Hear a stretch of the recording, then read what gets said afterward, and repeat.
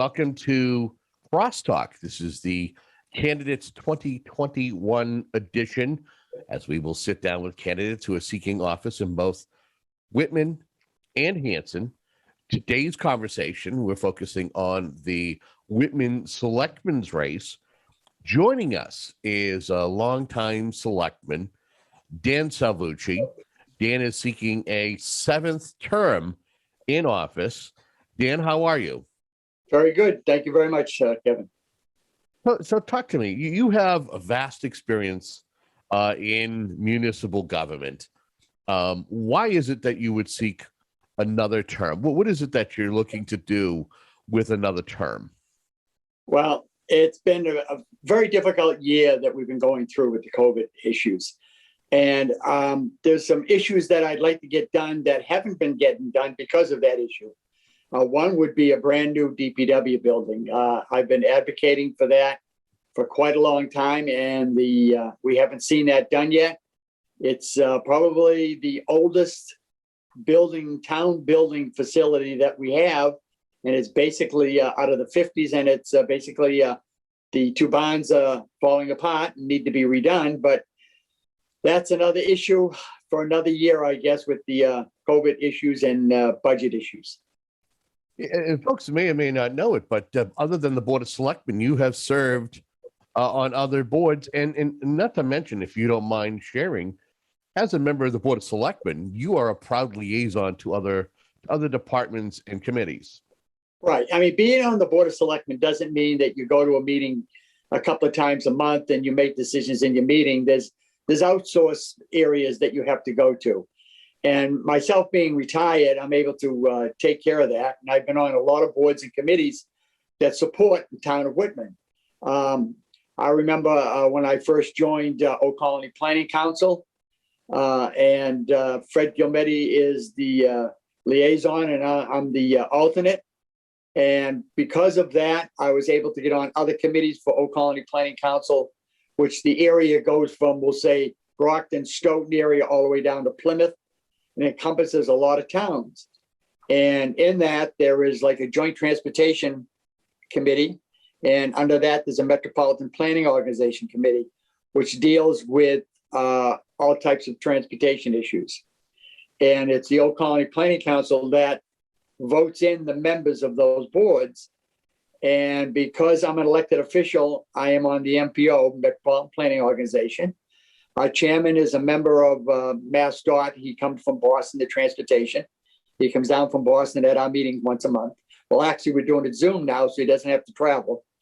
But I'm a signatory, and I was voted in as being representing all towns with a greater population of 14,000. We have a select woman from West Bridgewater, who was elected to be the representative for towns with a population under 14,000.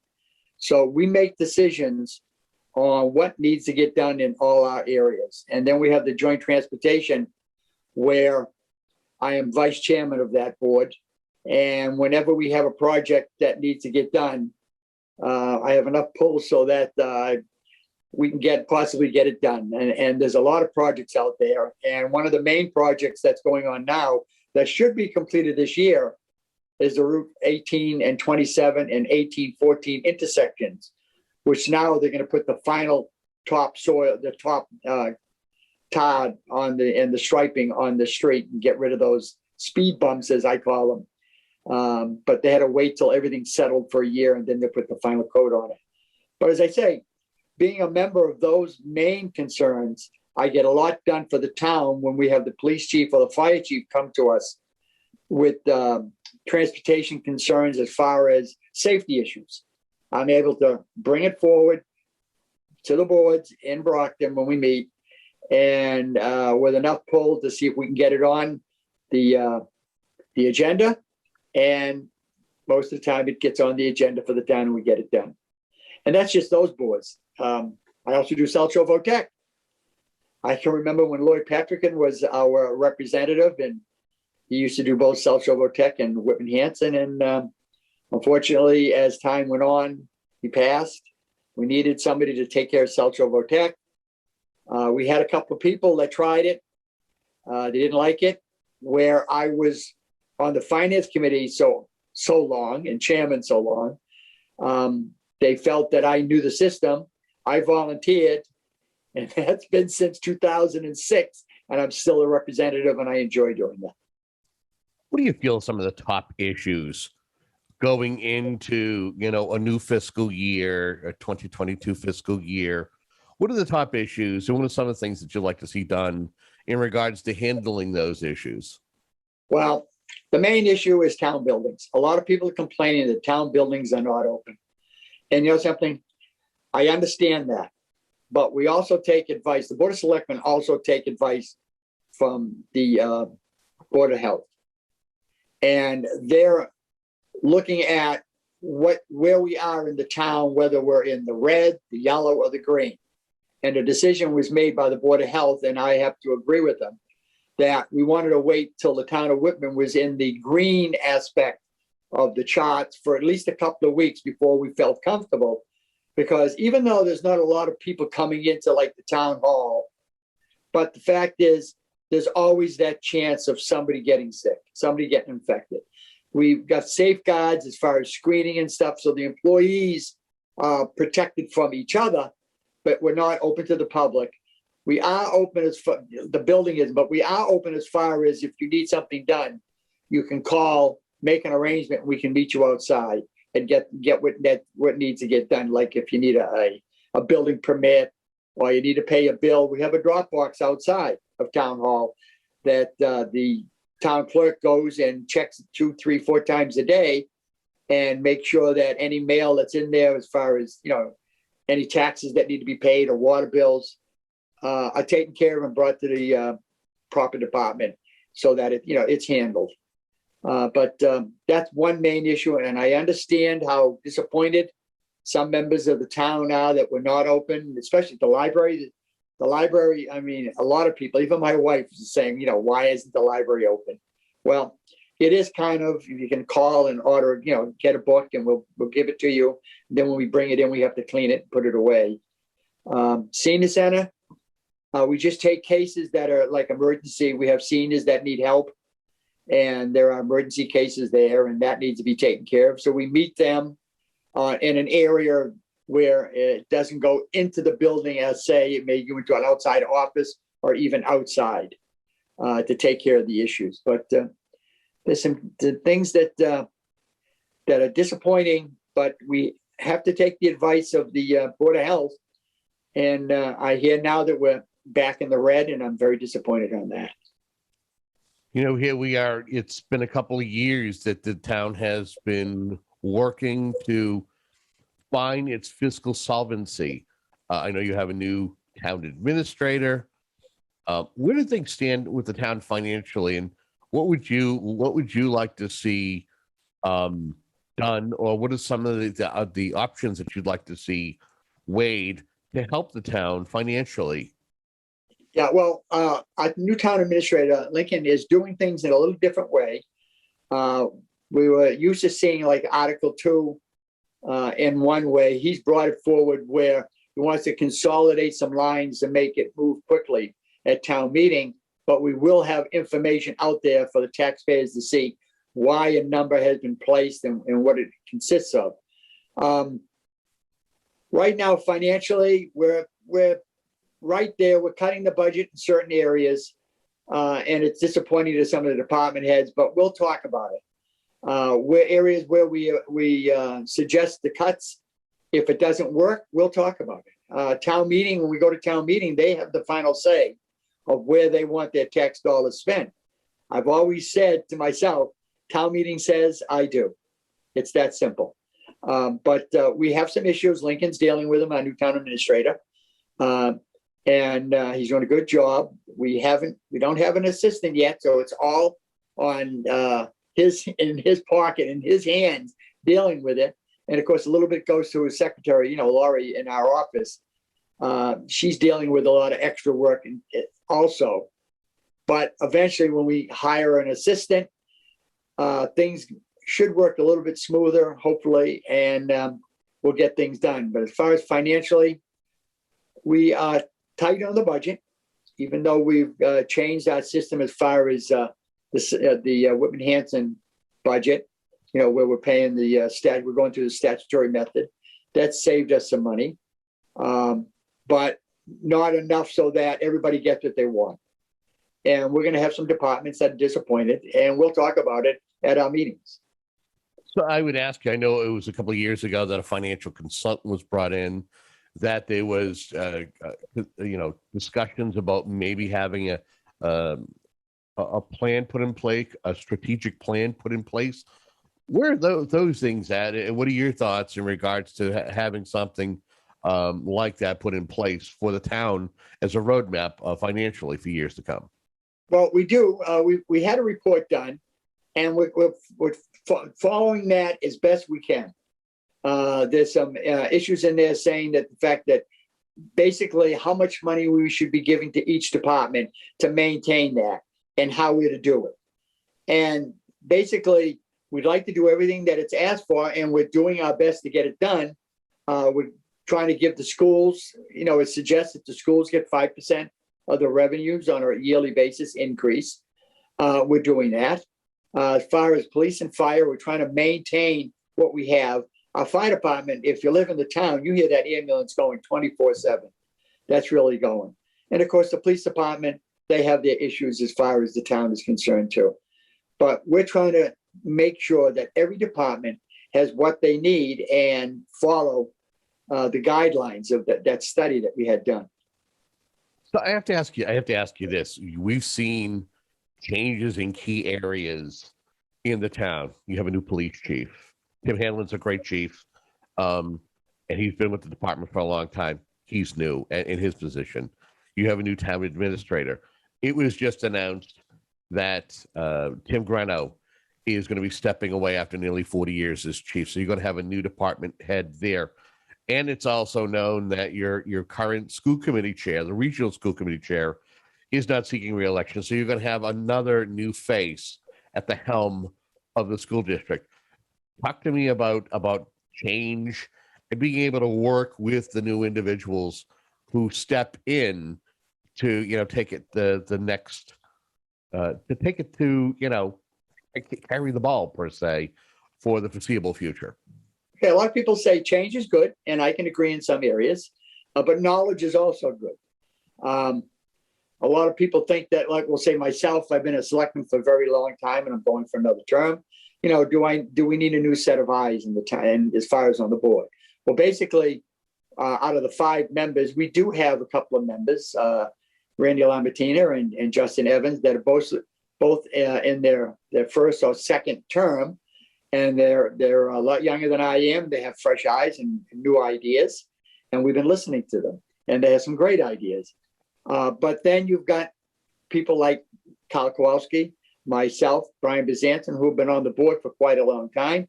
And we have the stabilism of being able to look at the town and look at what we've done in the past, what works and what doesn't work. So, our board is made up of, we'll say, the new and the old, and it worked very well. We have a very great board, and we're moving forward. But as far as the school committee is concerned, a fresh pair of eyes, well, we'll see. We'll see how it goes. I want to thank Bob Hayes for all his years of being chairman, and I wish him luck in anything he chooses to do. And as far as Tim Hanlon's doing a great job in our police department. And now we'll be looking for a new fire chief. We'll go strictly by civil service. My personal feeling is I like promotion within.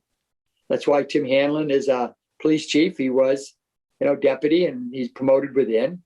And that's my feeling, is I like promotion within the department because they already know the circumstances when they take office. And that's been the case for many years for Yes. both police and fire. I mean, Chief Greno was previously Lieutenant Greno, and right. When the previous chief decided to retire, Tim stepped into that void. Same thing when with Scott Benton leaving, Right. Tim Hanlon was the next one up, deputy chief. So good answer on that behalf. I want to kind of transition to schools and talk about schools. We know that the neighboring community that there's a district shared with, Hanson, has weighed the idea of possibly deregionalizing.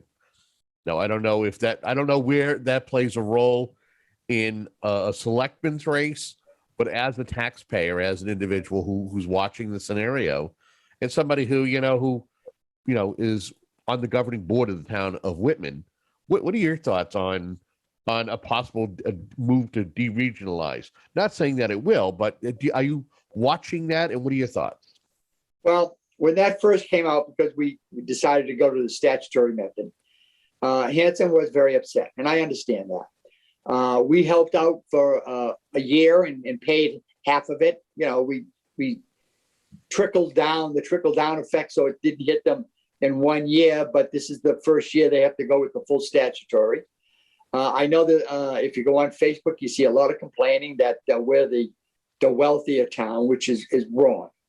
I mean, the state sets the standards of what towns can afford and for their education, and they put extra funding towards those towns that need it. Well, Whitman is one of those, but we weren't getting credit for it. Understandable. Hanson's kind of upset because the switch was around $1 million. All right.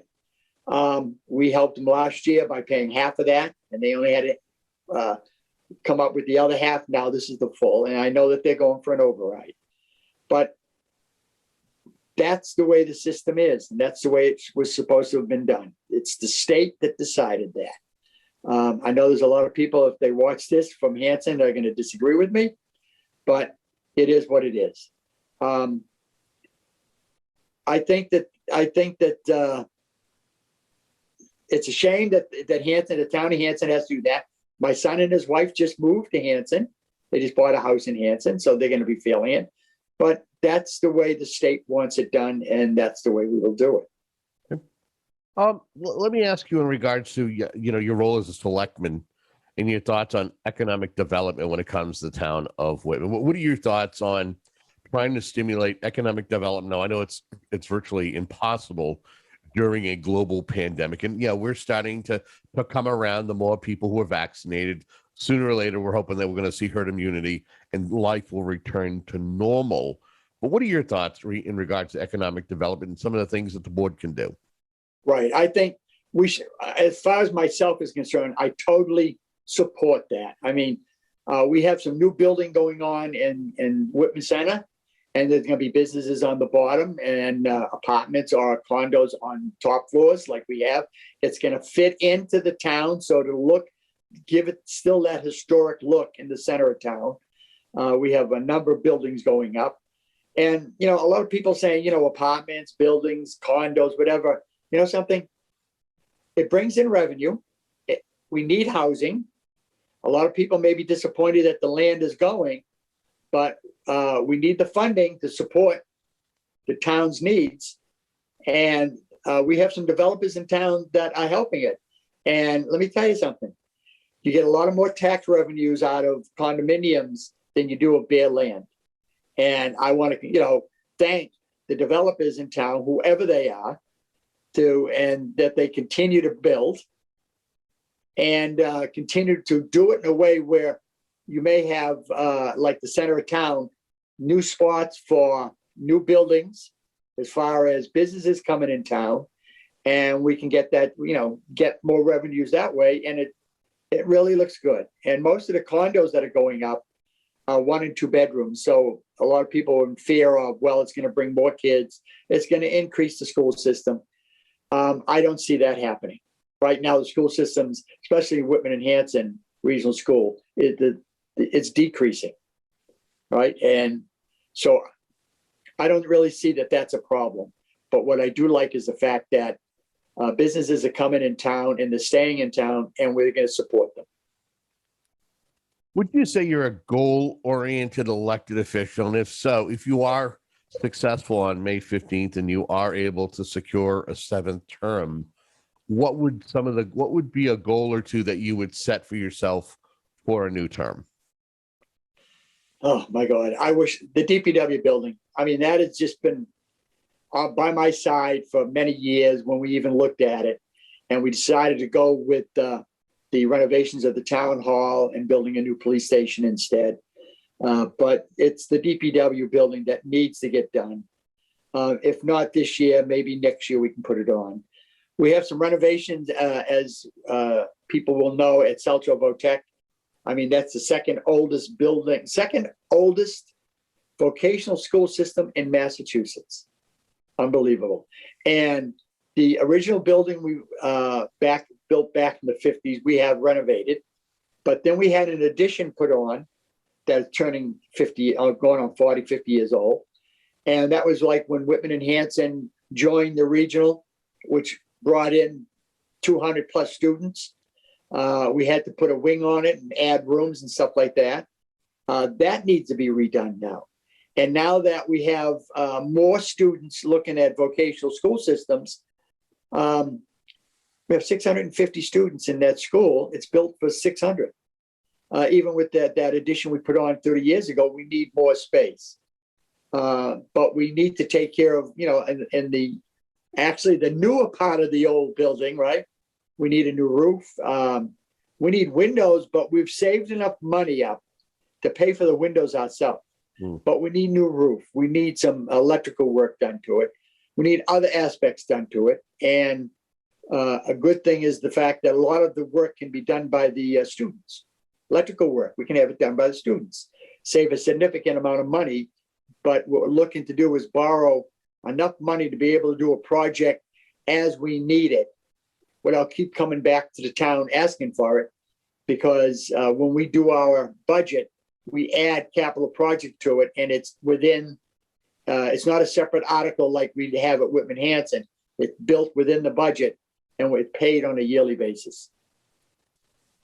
Dan, we're at the tail end of our conversation here. Is there anything that I have not brought up or asked you about, speaking another term, running for election, issue-based, that you want to touch upon, or maybe reemphasize something that we have discussed, but you want to make sure that you leave a lasting impression with our viewers? Yeah, I guess the main thing is, because of this issue, try and be safe, follow the guidelines that the governor has asked us as far as around town.